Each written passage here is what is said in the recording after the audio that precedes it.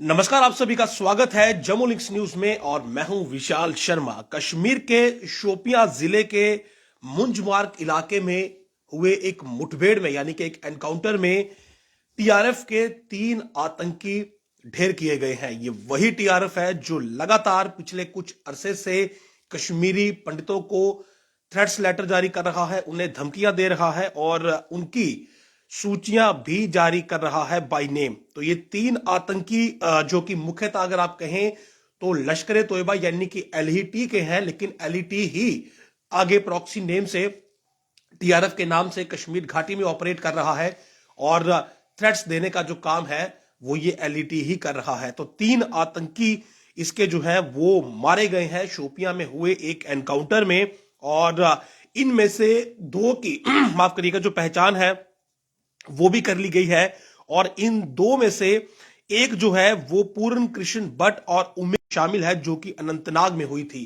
तो ये वो आतंकी हैं जो पहले से ही बहुत सी वारदातों में शामिल है। तो जो 3 आतंकी मारे गए हैं उनमें से 2 की पहचान एक हुई है। एक है लतीफ लोन जो कि शोपियां का रहने वाला है और जो कश्मीरी पंडित पूरन कृष्ण भट्ट और उमेर नाजिर ऑफ अनंतनाग इनकी हत्या में शामिल था। और दूसरा है एक और है इसमें तेली बहादुर उमर नाजिर, माफ करिएगा उमर नाजिर जो है वो एक आतंकी है और ये तिल बहादुर थापा जो कि नेपाल का रहने वाला था उसकी हत्या में शामिल था।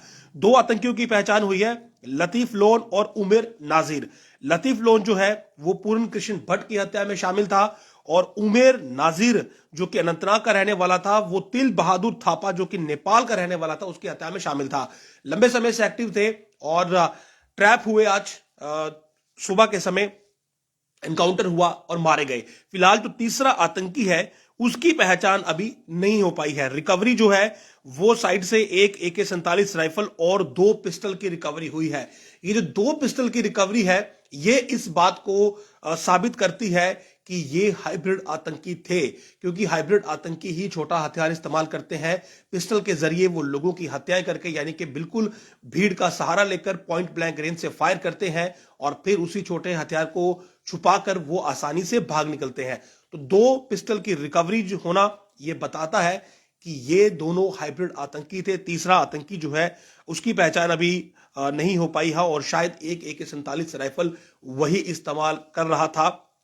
लेकिन ये सिक्योरिटी फोर्सेस के लिए बड़ी कामयाबी है कि टीआरएफ जो कि लगातार थ्रेट लेटर्स जारी कर रहा था, लगातार लिस्ट जो थी वो रिलीज कर रहा था कश्मीरी पंडित्स की और उन्हें डराने का काम कर रहा था। ऐसा लग रहा था कि टीआरएफ दोबारा से कश्मीर घाटी में अपने पांव मजबूत कर रहा है और जरूरत थी कि टीआरएफ जैसे आतंकी संगठन के खिलाफ एक बड़ा ऑपरेशन चलाया जाए। तो फिलहाल उसकी शुरुआत यहां पर जरूर दिखी है कि मुंजमार्ग इलाका है शोपियां डिस्ट्रिक्ट का, वहां पर ये एनकाउंटर हुआ और एनकाउंटर में 3 आतंकी जो हैं वो फाइनली ढेर किए गए और ये तीनों एलईटी से है यानी कि लश्कर ए तोयबा जो कि असल में आगे आजकल प्रॉक्सी नेम टीआरएफ के नाम से कश्मीर में आतंक फैलाने का काम कर रहा है।